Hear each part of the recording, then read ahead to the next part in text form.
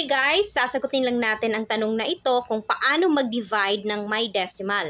Okay, as you can see, meron tayong tatlong example. Ang first example natin is pareho ang ating dividend at divisor may decimal numbers. Ang pangalawa naman, ang ating divisor lamang ang may decimal numbers. At ang pangatlo is ang dividend naman ang may decimal numbers. Okay? So panoorin nyo ang tatlong video kasi iba-iba ang paraan nila kung paano sila isolve. Example number 1, 8.76 divided by 1.2. Okay? So ito yung palagi nyong tatandaan. Kapag nagdi-divide tayo, hindi tayo pwedeng mag-divide kapag ang ating divisor is merong decimal number. Okay? Ang ating divisor is 1.2.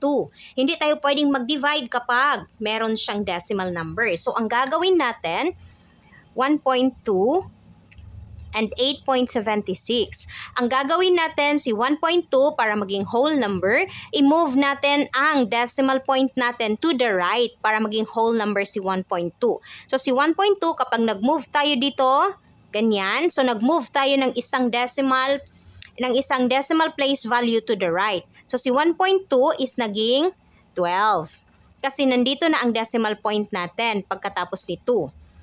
Dito naman sa ating dividend, dahil nag-move tayo ng isang decimal number or isang decimal place value, mag-move din tayo dito sa ating dividend ng isa rin. Kasi isa ang minove natin dito sa divisor, isa rin ang i-move natin sa dividend. So, kapag nag-move tayo dito ng isa, ang decimal point natin is nandito na, between 7 and 6. So, si 8.76 is naging 87.6.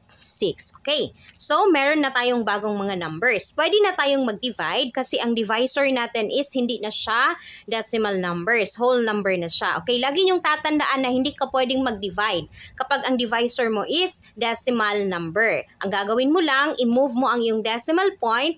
Kung ilang beses mo siyang na-move, ganun din ang gagawin mo sa iyong dividend.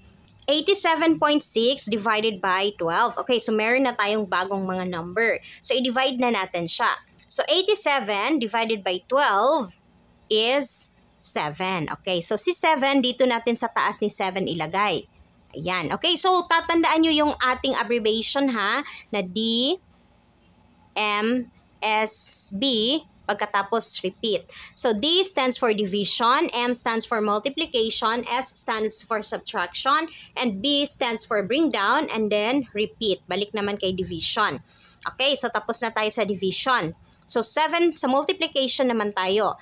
7 times 2 equals 14. Bring down 4, carry 1.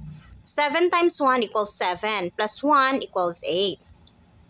After ng multiplication, subtract. So, subtraction. 7 minus 4 is 3. And then 8 minus 8 is 0. So, after ni subtraction, bring down. I-bring down natin si 6. Okay, so 36. Tingnan nyo ang ating dividend before tayo mag-proceed sa division. Tingnan nyo ang ating dividend. Meron tayong decimal point dito. So, ang gagawin natin, maglalagay din tayo sa taas. Dito tayo maglalagay ng straight sa decimal point natin sa ating dividend. Okay? So, huwag nyong kalimutan na kapag merong decimal point sa ating dividend, maglalagay din tayo sa taas na straight silang dalawa. Okay? So, divide na natin si 36 divided by 12 is equal to 3. 3 times 2 equals 6, and then 3 times 1 equals 3. Subtract pagkatapos ng multiplication. So, 36 minus 36 is equal to 0. Okay, so ang sagot natin sa 8.76 divided by 1.2 is 7.3. Okay, so ang sagot natin is 7.3. Dito naman sa pangalawang example, 2,231 divided by 9.7. Okay, so as you can see, ang ating divisor is a decimal number. And then, ang ating dividend is hindi siya decimal number, whole number siya. So, ang gagawin natin, again, si divisor natin, hindi pwedeng i-divide, hindi tayo pwedeng mag-divide kasi ang divisor is decimal number. So, ang gagawin natin, kagaya ng ginawa natin kanina, na i-move natin ang decimal point. Saan natin i-move? Going to the right. Okay, so si 9.7, i-move natin going to the right 1. So, na-move siya ng isang beses. So, si 9.7 is magiging 97.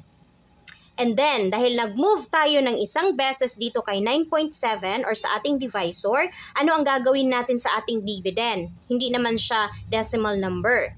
Okay, so hindi siya decimal number. So ang gagawin natin sa ating dividend is mag-add tayo ng isang 0. Dahil wala na tayong ma-move kasi hindi naman siya decimal number, dagdagan natin siya ng isang 0. So si 2,231 is magiging 22,310.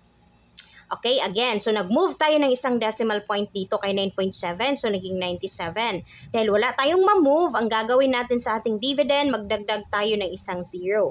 Kung ilang move ang ginawa natin sa ating divisor, ganun din ang idadagdag natin na 0. Kung dalawang move ang ginawa natin dito, dalawang 0. Kung tatlo, tatlo. Okay? So, ganon. Para pantay silang dalawa. Pwede na tayong mag-divide. So, i-divide natin si 223 kay 97. So, 223 divided by 97 is equal to 2. Kasi kapag i-round off natin si 97 so 100, so dalawang 100 si 223. So, 2 ang sagot natin. Sa taas ni 3 natin siya ilagay. Okay? After ng division, multiplication. So, 2 times 7 equals 14. Bring down 4, carry 1. 2 times 9 equals 18, plus 1 equals 19. And then, after ng multiplication, subtraction. So, 223 minus 194 is equal to 29. Okay, so 29. Paano natin siya ginawa? 223 minus 194. Kasi mahihirapan tayo kung dito tayo mag-subtract. Si 3 minus 4 hindi pwede. So mag-borrow siya ng 1 kay 12. Ng 1 kay 2. So magiging 13 si 3. Si 2 is magiging 1. So 13 minus 4 is equal to 9. 1 minus 9 hindi pwede. So si 1 mag-borrow na naman ng 1 kay 2. So magiging 11 siya. Si 2 magiging 1. So 11 minus 9 is equal to 2. And then 1 minus 1 equals 0. So that's why 223 minus 194 is equal to 29. After ng subtraction is bring down. So bring down na tayo. Ang i-bring down natin is si 1. Kasi si 3 yung last na dinivide natin. So bring down 1. Okay? So meron na tayong 291. So 291 divided by 97 is equal to 3. Okay, dito natin ilagay si 3 sa taas ni 1. 3. And then after ng division is multiplication. So 3 times 7 is equal to 21. Bring down 1, carry 2. 3 times 9 is equal to 27. Plus 2 is equal to 29.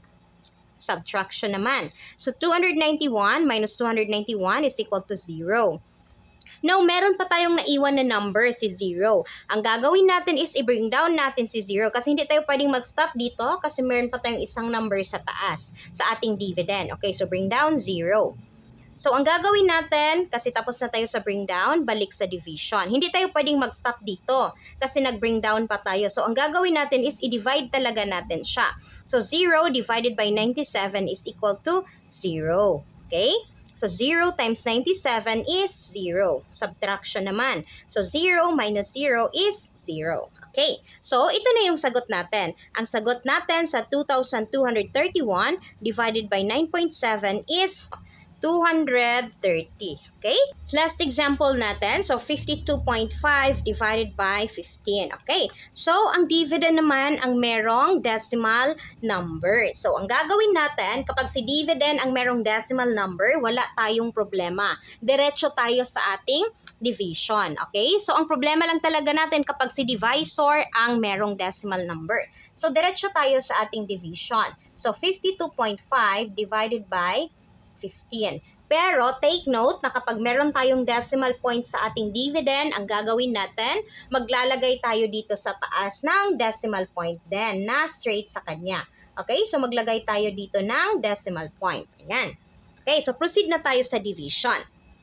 So 52 divided by 15 is equal to 3. Kasi ang tatlong 3, 15, 30, 45. So 45. So 3 ang sagot natin. Sa taas ni 2 natin siya ilagay. So dito si 3. Kasi si 52 ang dinivide natin. So sa taas ni 2 natin siya isulat. So tapos na tayo sa division. Multiplication naman. So 3 times 5 equals 15. Bring down 5, carry 1. 3 times 1 equals 3 plus 1 equals 4. And then after ng ating multiplication, subtraction, si S. So subtract. So 52 minus 45 is equal to 7. Okay? Now, tapos na tayo sa subtract, bring down. So bring down natin si 5. So balik tayo ulit sa division. 75 divided by 15 is equal to 5. And then, multiplication. So, 5 times 5 is 25. Bring down 5, carry 2. 5 times 1 equals 5 plus 2 is equal to 7. And then, after ng multiplication, subtraction. So, 75 minus 75 is 0. So, wala na tayong ma-bring down. So, mag-stop na tayo dito. So, ibig sabihin, 52.5 divided by 15, ang sagot natin is 3.5. Ganyan lang kadali mag-divide ng may decimal. Basta tandaan nyo lang na kapag ang divisor may decimal number, hindi siya pwede. Gawin nyo siyang whole number. Okay, so I think that's all for today's video. Sana nakatulong ito sa nag-question sa atin or nag-comment sa ating video, or kahit na sa mga hindi nag-comment, nagtanong ng tanong na to, at least nalinawan tayo kung paano siya gawin.